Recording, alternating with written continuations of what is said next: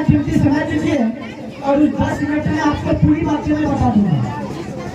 आज के दिन आपको पता है हमारे देश के एक बहुत बड़े महापुरुष भीमराव अम्बेडकर और आपको बताते हुए बेहिचक हो रही है कि एक समय थी जब छोटे जाति के लोगों को नीच और देश दृष्टि से देखा जाता था। उनको पानी पीने का अधिकार नहीं था। अगर उनकी परछाई किसी के शरीर में स्पर्श हो जाती तो उनकी परछाई छूने मात्र हुआ अछूत हो जाता था। और आज यह देश का संविधान उस चीज को तोड़ा है, खंडन किया, अलग हुआ है और यह पावर है संविधान का। और आज के दिन बाबा भीमराव अम्बेडकर द्वारा लिखित संविधान की घोषणा हुई थी और आज इस देश को चलाने के लिए एक नया कानून आया था। यह कानून किसी भी क्षेत्र को आप देख लीजिए, मारपीट हो, चोरी डकैती हो, छीनछान हो, खून खराबा हो, लूटकांड हो, पत्नी का तलाक हो, पत्नी का डबल शादी हो, हर एक टॉपिक पर कानून लिखा गया है। आज हम लोग अपने घर को नहीं चला पाते, लेकिन एक समय था जब बाबा भीमराव अम्बेडकर ने पूरे देश में जितने भी आर्थिक से लेकर सामाजिक, राजनीतिक सभी चीज के लिए समानता का अधिकार देकर कानून बनाए थे। ऐसा वैसा यह कानून नहीं है, क्योंकि आज इस संविधान को बदलने वाले लोगों को यह जानकारी होनी चाहिए कि बाबा भीमराव जो संविधान लिख के गए थे ना, तो ऐसा वैसा नहीं है। यह संविधान अगर लिखने में 2 वर्ष लगा है तो मिटने में 2 करोड़ साल लग सकती है। यह संविधान का पावर है। एक देश का प्रधानमंत्री जब उम्मीदवार बन के आते हैं तो आपको पता है डीएम के सामने, डीएम हो या कोई अफसर हो, वो स्थान ग्रहण किए हुए रहते हैं और उसके सामने जब कोई प्राइम मिनिस्टर आते हैं तो वो खड़े होकर अपना वोटिंग का पर्चा पत्र देते हैं। ये होती है संविधान। संविधान ये होती है जहाँ पर नीच और ऊंच आज एक साथ सब बैठे हुए हो, ये होती है संविधान। संविधान ये होती है जहाँ पर लोगों को जाति को देख के, आर्थिक जरूरत देख के उसको आरक्षण देने का प्रावधान किया है। और आज जो नीचे दबे लोग हैं वो भी उठकर समानता का अधिकार में अपनी संघर्ष की लड़ाई लड़ रहे हैं।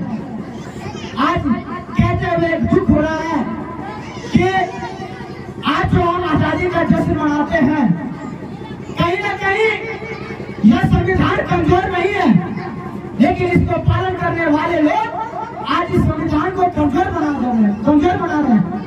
जैसे कि आपको मालूम होगा कि हम लोग छात्र जीवन में आते हैं, कुछ दिन पहले यूपीएससी के अभ्यर्थियों पर लाठी इस तरह चलाई गई थी जैसे कि मानो वह आतंकवादी।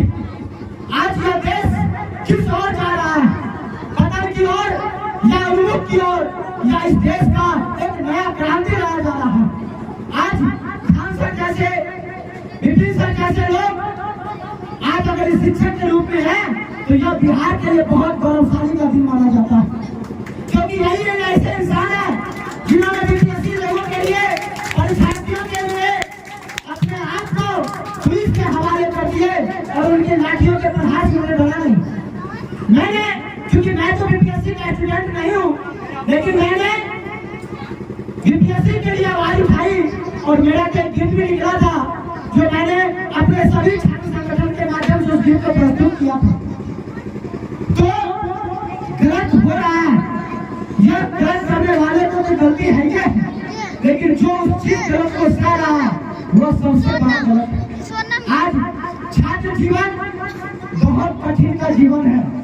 आज अगर आपके अभिभावक यहाँ पढ़ाने के लिए भेजते हैं तो जरूर मानिए कि आपका अभिभावक कहीं न कहीं निश्चित तौर पे आपको संघर्ष करते हुए आगे बढ़ाने के लिए सोच रहे हैं।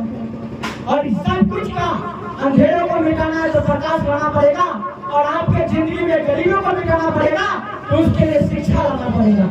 यह शिक्षा हुआ अमूल्य धरोहर है जिसके माध्यम से आप बड़े बड़े ताकतवर के सामने कभी हिम्मत नहीं आ सकती हो। ये होती है पावर ऑफ शिक्षा, और ये होती है काम और संविधान। इसलिए संविधान बचाइए, देश बचाइए। और मैं तो कोशिश करूंगा सभी देश के लोग, चाहे वो किसी भी धर्म के हो, किसी भी संप्रदाय के हो, किसी भी जाति के हो, किसी भी अमीरी गरीबी के हो, सबको इस देश में एक समानता का अधिकार मिले। और यह सिर्फ कहने मात्र नहीं है, इसको जीवन में अपनाना भी चाहिए। आज हमारे संस्थान में अगर कहीं हमारे सर्वोच्च जाति के शिक्षक राजीव कुमार झा सर पढ़ाते हैं, तो वही हमारे संस्थान में सबसे नीचे जाति से आने वाले हमारे मरीज सर भी पढ़ाते हैं। लेकिन दोनों में कोई सर कभी ये नहीं कह सकते हैं कि हमारे साथ भेदभाव का सामना करना पड़ता है। और ये है गुरुकुल। गुरुकुल न कभी नीच देखा है, न कभी ऊंच देखा है, बल्कि यहाँ पर नीच और ऊंच सबको एक समान का अधिकार दिया है, सबको एक उचित सम्मान का अधिकार दिया है। और यह गुरुकुल के लिए बहुत ही बड़ी भाग्यशाली की बात है। हम लोग कुछ खास बड़े लोगों में से नहीं आते हैं, लेकिन जिन लोगों में से आते हैं हम लोगों को वही शिक्षा मिला है। पता है क्या? सर्वे भवन्तु सुखिनः, सभी लोग सुख रहे। वसुधैव कुटुम्बकम्, उदाहरण प्राणों के लिए पूरे संसार ही कुटुंब के समान है। इसलिए मैं कहना चाहूँगा, सुखार्थी न कुतो विद्या, विद्यार्थी न कुतो सुखम। सुख चाहने वाले को विद्या और विद्या चाहने वाले को सुख।